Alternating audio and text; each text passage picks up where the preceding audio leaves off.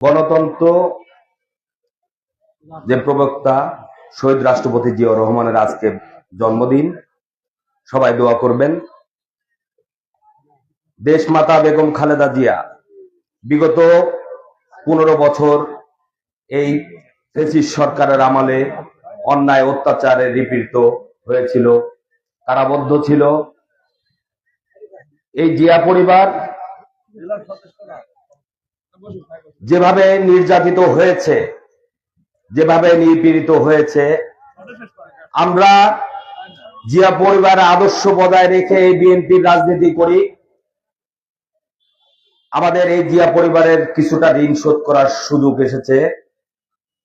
আমরা ঋণ শোধ করব। দ্বিধা দ্বন্দ্ব ভুলে গিয়ে সবাই ঐক্যবদ্ধ হতে চাই। আপনারা কি ঐক্যবদ্ধ হতে চান না? জিয়া পরিবারের প্রতি ঋণ নাই? তাহলে আমাদেরকে সবাইকে ঐক্যবদ্ধ হতে হবে।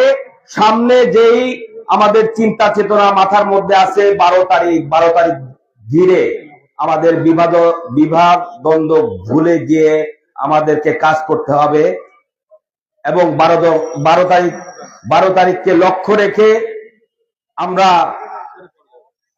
সেই চিন্তা ভাবনার আলোকে ঐক্যবদ্ধ হয়ে কাজ করার আহ্বান রেখে আমি আমার সংক্ষিপ্ত কথা শেষ করছি।